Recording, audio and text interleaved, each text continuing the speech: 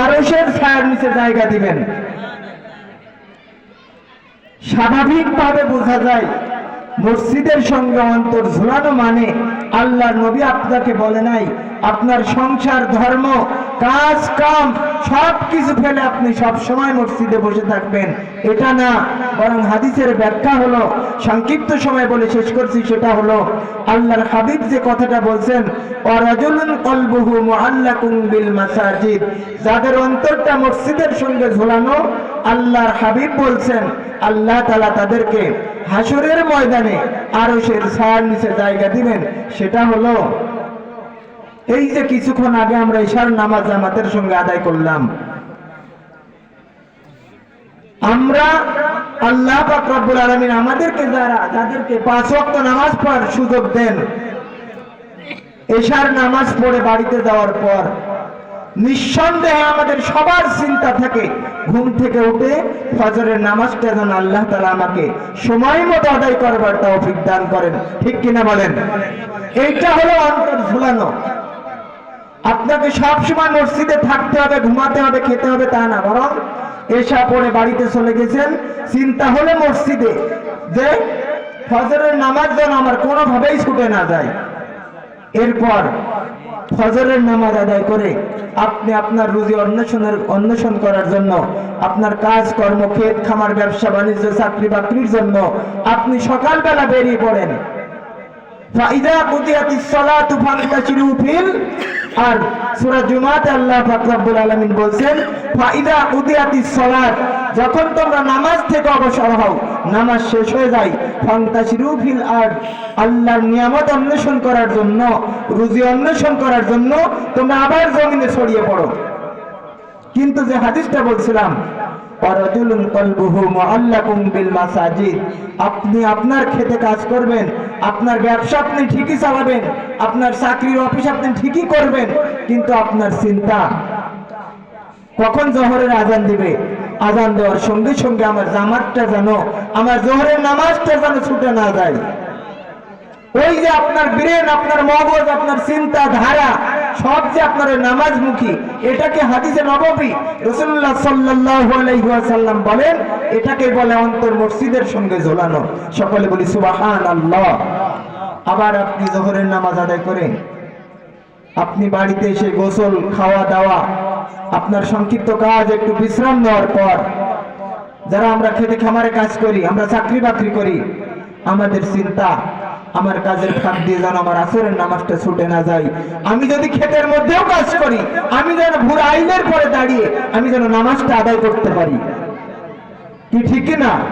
এটাকে আল্লাহর নবী বলেন যে এইটাকে বলে অন্তর মসজিদের সঙ্গে ঝোলানো। যেই কথাটা বলছিলাম, জান্নাতবাসীগণ জাহান্নামীদেরকে জিজ্ঞাসা করবে যে তোমরা জাহান্নামে আসলে কোন অপরাধের কারণে?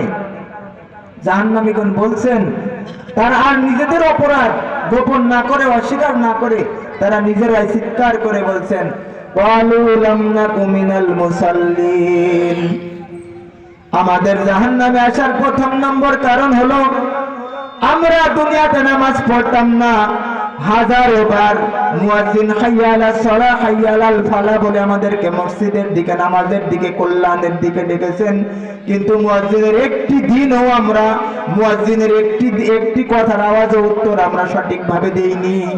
অর্থাৎ আজান শুনছি, নামাজে যাইনি, আজানের শব্দ ঠিকই কানে আসছে, নামাজে যাইনি। এজন্য আল্লাহ তাআলা আমাদেরকে জাহান্নামে দিয়েছেন। সম্মানিত হাজিরিন, এই যে গত কয়েকদিন আগে আমাদের শবে মেরাজ গেল, আল্লাহর হাবিব সাল্লাল্লাহু আলাইহি ওয়াসাল্লামকে আল্লাহ পাক রব্বুল আলামিন মেরাজে নিয়ে জান্নাত এবং জাহান্নামের অসংখ্য নিদর্শন দেখিয়েছেন। আমরা হাদিস থেকে, আলেম ওলামাদের পবিত্র জবানে মোবারক থেকে আমরা অনেক কথা শুনেছি। তার মধ্যে একটি পরিচিত কথা হলো, আপনারাও সকলে শুনেছেন, যে আল্লাহর হাবিবকে যখন জাহান্নামের কিছু কিছু আসামিকে আযাব দেওয়া হচ্ছে, তার মধ্যে আল্লাহর হাবিব দেখলেন এক শ্রেণীর মানুষকে আযাব দেওয়া হচ্ছে, তাদেরকে মাটিতে চিৎ করে শোয়ায়ে বিশাল পাথরের খণ্ড দিয়ে তাদেরকে মাথায় আঘাত করা হচ্ছে। তো পাথরের আকার এত বড় যে পাথরের তুলনায় ওই মানুষ কিছুই না। তারপরেও ওই পাথরের খণ্ড দিয়ে মানুষকে আঘাত করা হচ্ছে। আঘাত করার কারণে পাথরের আঘাতে মানুষের মাথা চূর্ণ বিচূর্ণ হয়ে জমিনের সঙ্গে মিশে যাচ্ছে, মাথার ঘেনু ছাড়িয়ে দিক বিদিক হয়ে যাচ্ছে। আল্লাহর হাবিব দেখছেন।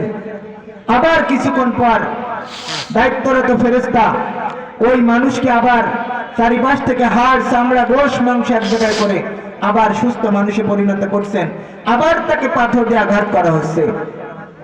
আল্লাহর হাবিব জিজ্ঞাসা করছেন, জিবরাইল, জাহান্নামের মধ্যে যেই মানুষকে বিশাল পাথরের খণ্ড দিয়ে বারবার আঘাত করা হচ্ছে, তার ব্রেনটা, তার মাথাটা পাথরের আঘাতে চূর্ণ বিচূর্ণ করে দেওয়া হচ্ছে, এই মানুষ দুনিয়াতে কোন অপরাধ করে আসার কারণে এই মানুষটাকে এইভাবে আযাব দেওয়া হচ্ছে? ফেরেশতা জিবরাইল বলবেন, ইয়া রাসূলুল্লাহ, ইয়া হাবিবাল্লাহ, এই মানুষের অপরাধ ছিল দুনিয়াতে বেঁচে থাকতে হাজারো বার, শত শতবার মসজিদের মাইকের আজান মুয়াজ্জিন যখন চিৎকার করে বলছে, হাইয়া আলাস সালাহ, হাইয়া আলাল ফালাহ, তোমরা নামাজের দিকে আসো, নামাজের দিকে যদি তোমরা আসো আল্লাহ পাক রব্বুল আলামিন তোমাদেরকে কল্যাণ দান করবেন। হাইয়া আলাল ফালাহ, এই আজানের ডাক কর্ণকুহরের মধ্যে, কানের মধ্যে অসংখ্যবার ঢুকেছে, তারপরেও ওই মানুষ নামাজের দিকে যায় নাই। তার আজানের শব্দ কানে শোনার পরেও এই মানুষ নামাজের দিকে যায় নাই। অর্থাৎ যেই মানুষের ব্রেন তাকে মসজিদের দিকে নিতে পারে নাই, যেই মানুষের কানের মধ্যে আজানের শব্দ শোনার পরেও এই মানুষ মসজিদ মুখী হয় নাই, এজন্য আজকে তার ব্রেনটাকে, তার মাথাটাকে, যেই মাথার মধ্যে নামাজের কোনো চিন্তা দুনিয়াতে ছিল না, ওই মাথাটাকে পাথরের খণ্ড দিয়ে চূর্ণ বিচূর্ণ করে ভেঙে ফেলা হচ্ছে। সম্মানিত হাজিরিন, আল্লাহ পাক রব্বুল আলামিন যদি আমাদেরকে 100 বছর হায়াত দেয়, আল্লাহর কাছে সব সময় কামনা করবেন, আল্লাহ তুমি আমার হায়াতটাকে নেক হায়াত বানিয়ে দাও, হায়াতান তাজ্জিবা। আল্লাহ তুমি আমার হায়াতটাকে নেক হায়াত বানিয়ে দাও। আমি যদি 100 বছর জীবিত থাকি অথবা আগামী 2 দিন পর্যন্ত জীবিত থাকি, আমার হায়াতটা যেন, আমি হায়াতের সব সময়টা যেন তোমার রাস্তায় উৎসর্গ করতে পারি, তোমার সন্তুষ্টি মোতাবেক কাটাতে পারি, তোমার রাজি খুশি মতো যেন আমি আমার জীবনটাকে পার করতে পারি।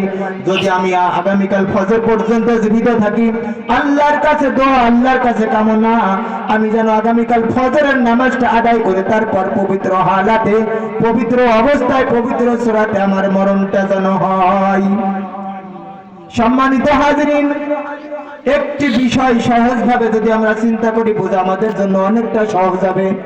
সেটা হলো আল্লাহ পাক রব্বুল আলামিন আমাদেরকে যাদের 5 ওয়াক্ত নামাজ জামাতের সঙ্গে অথবা জামাত ছাড়া বিভিন্ন কর্মব্যস্ততার ফাঁকে ফাঁকে 5 ওয়াক্ত নামাজ যাদের আদায় করবার তৌফিক দান করেন, আমরা যদি একটু সহজভাবে সাধারণ ব্রেন দিয়ে চিন্তা করি, দেখবেন আমরা আল্লাহর ফজল ও করমে, আল্লাহর অনুগ্রহ, আল্লাহর দয়ায় আমরা একেবারে 5 ওয়াক্ত নামাজের মাঝখানের যে সময়টা, আমরা 24টা ঘন্টা সময় আমরা পবিত্র হালতে রাখতে পারি।